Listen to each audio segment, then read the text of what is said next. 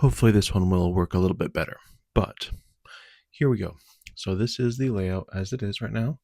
I've got this track here with the wooden ties um, that is separate, that has an insulator right there beside that Santa Fe logo. And that is going to be the programming track, and that's going to be a particularly dirty piece of track. Like, this is not used a whole lot. I noticed I have my From Charlie to Santa letter right there. Um, so as we go through, the train will come in where the Santa Fe logo is. It will come up here, and it will go to either. It'll come either up straight up this way and follow around, or it could take this first turn out here and come around. What this is basically doing is basically kind of simulating two parallel tracks, except I didn't want to have them parallel like that. I wanted to have them spread out a little bit, just based off of a model that I saw, somebody else's track plan that I saw. I liked the way this worked. Um, so I can put stuff in between it. I don't need to put stuff um, only in front of or only behind. So it's just kind of a style choice that I ended up making with that. So the train can come here and it can run around, or it can go to one of the points, one of the turnouts that would work better for it if the train is behind the loco. So this area right here where the CSX one is, that I don't know if that's going to be a disused kind of like freight storage place or freight house, or a used freight house, just because I want to make it used. Or if that could be like a transload track. It seems like a transload track would be more fitting with the modern era, but we'll see, because I really want to put a freight house there to match the layout or the prototype that I want to kind of match. I'm also going to have a water tower in the back there, because that's going to kind of tell people where this is from. And then there is also going to be this long track in the back there that goes all the way to the back corner. And I'm going to be planning on using magnets for uncoupling, because I'd like to deposit a car inside of a building, and I haven't done that before. But I think with a magnet that should be doable. It will be depositing things like bulk paper loads to be turned into boxes or packaging, things like that. And then these two tracks that are over to the side of it will be where the finished product is taken out. It can also, I'm thinking also about using some coil cars in there to use steel rolls to make like lids for things. Like, I guess if you think of like the old frozen orange juice concentrate things, it's got the paper, the cardboard that it forms the tube, and then it has the metal ends. So maybe those rolls of metal can be the metal ends or some kind of things like that. I don't know. We'll see. But that will be one building back there. I think I'm going to have an older section of it, and then have a newer section added onto the side to show, that things have changed, things have added on, things have expanded. Um, and also, just to go back over to this corner, this is going to hopefully, I didn't look over here because I was going to be showing you what happens when you have the trailing points. Anyway, over here, I think I want to try to make this a form of Continental, which is here in town. They don't have rail service. I don't think they ever had rail service. I think the only rail service had been maybe Cooper, but definitely Auburn Rubber Company, which is pretty old. And it wasn't even the same branch. But main thing that I wanted to do is I want to be able to build the building that Continental is in, and I think that would be a good fit for back here.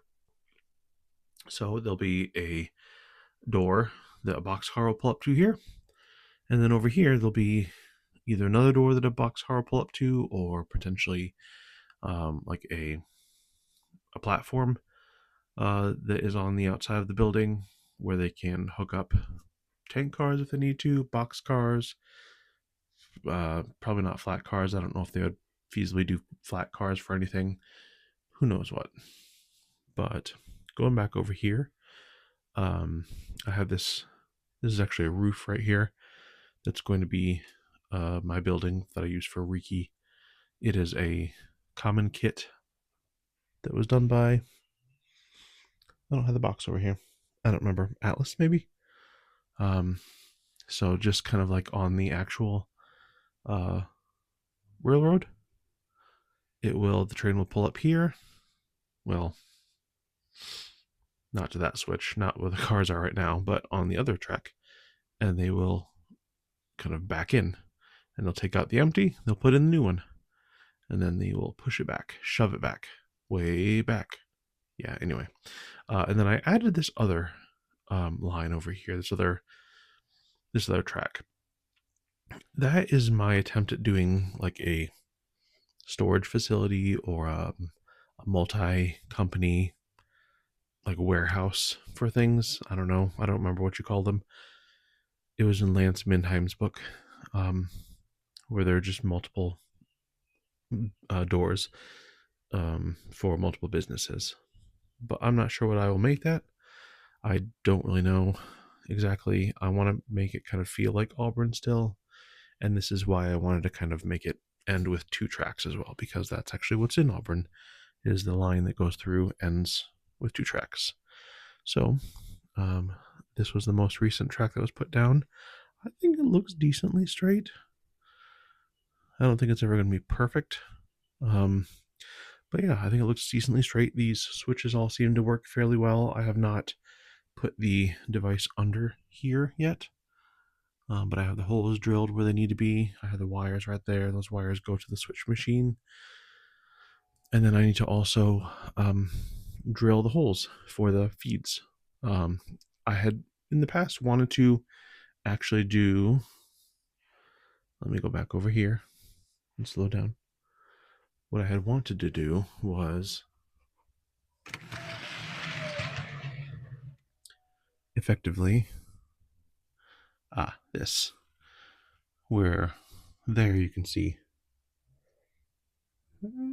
there. Wow, that was more difficult than it should have been.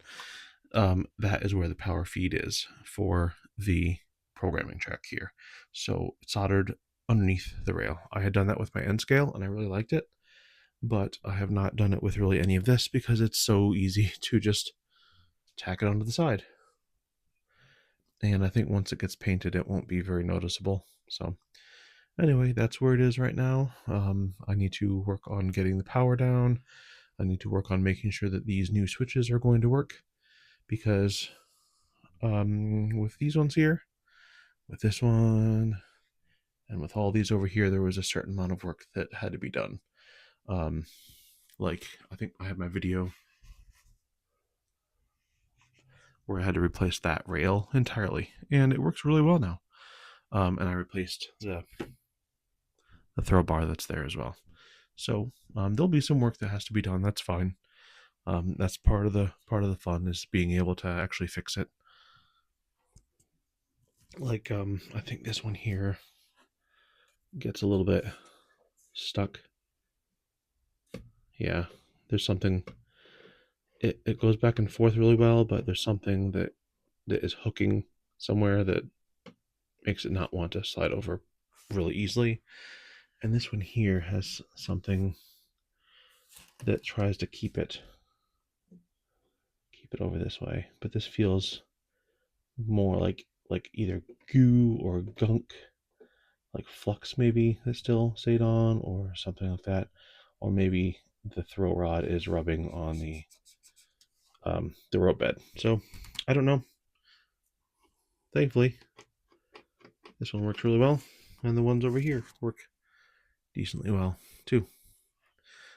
So I think that's going to be all for now. Stick around and see what happens next.